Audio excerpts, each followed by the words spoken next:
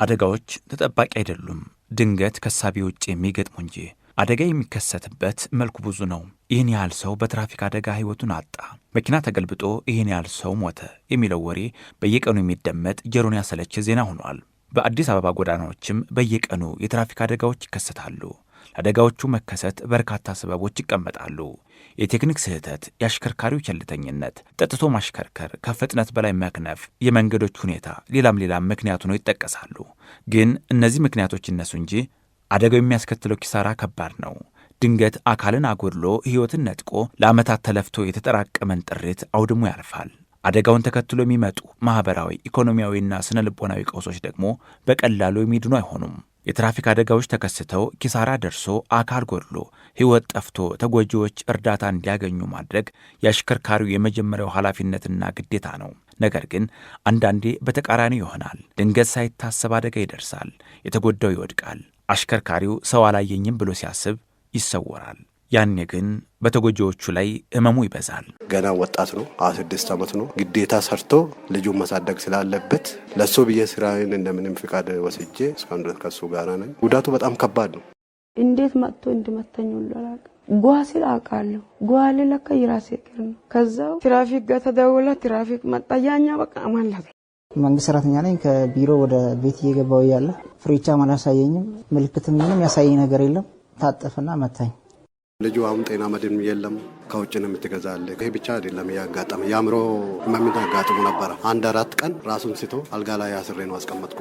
በአዲስ አበባ ከተማ ባሳለፍነው 6 ወራት ውስጥ ወደ 25 የሚደርሱ አሽከርካሪዎች አደጋ ደርሰው ተሰውረዋል።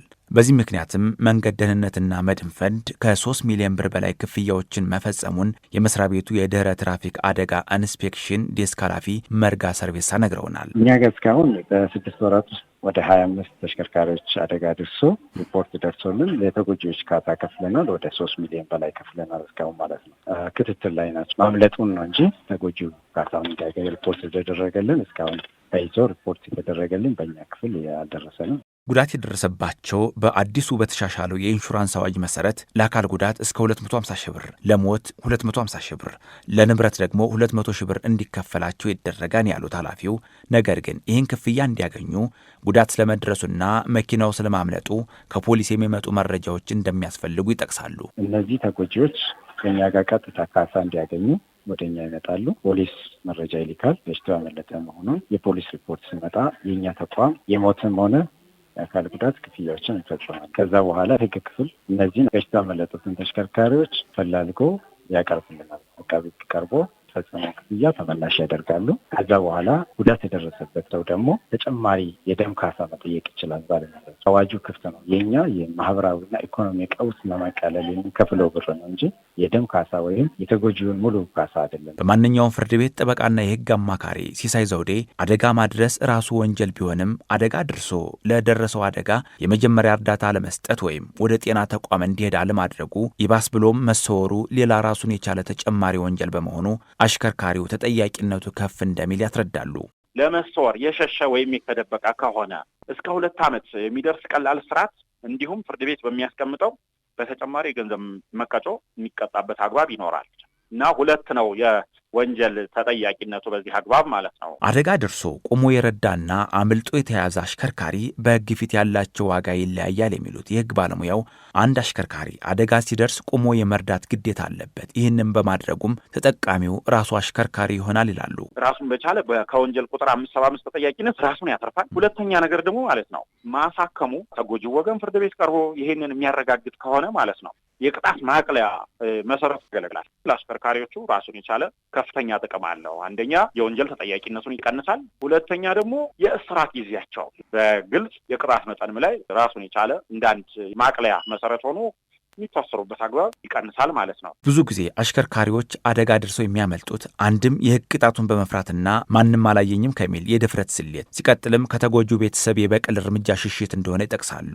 የሕግ ባለሙያው ሲሳይ ዘውዴም በእርግጥ አሁን እየቀረ ቢሆንም በአንዳንድ አካባቢዎች አደጋ ሲደርስ የተጎጂው ቤተሰብ አሽከርካሪው ላይ በስሜታዊነት አደጋ የማድረስ ልማድ እንዳለ አስታውሰው ይህ ግን ስህተት ነው፣ በሕግ ያስጠይቃል፣ ያጠፋ መጠየቅ ያለበት በሕግ ብቻ ነው ይላሉ።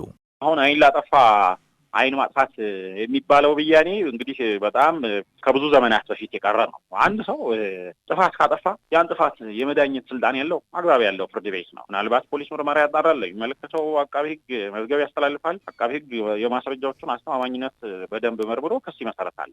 ያን ሰው ጥፋተኛ ነህ፣ ጥፋተኛ አይደለህም፣ ምን ያክል ቅጣት ይገባዋል፣ ምን ያክል ቅጣት አይገባውም የሚለው ብያኔ የሚሰጠው ፍርድ ቤት እንጂ አሁን ይሄ በደቦ ፍርድ አይነት ነገር ጉዳት ለማድረስ ሙከራ እንኳን ቢያደርጉ ከወንጀል ተጠያቂነት የሚያመልጡበት አግባብ አይኖርም። ሕጉ ጥሎ መጥፋትን እንደ ግድያ ሙከራ ወይም ኃላፊነት እንደ መሸሽ ነው የሚያየው። በተለይ ሰው ተጎድቶ እርዳታ ባለመሰጠቱ ሕይወቱ ካለፈ ቅጣቱ ከባድ ይሆናል የሚሉት የሕግ ባለሙያው፣ ከሁሉ በላይ ግን የአሽከርካሪዎች ሰብአዊነትና የሕግ አክባሪነት ለሰላማዊ መንገድ ወሳኝ እንደሆነ ይመክራሉ።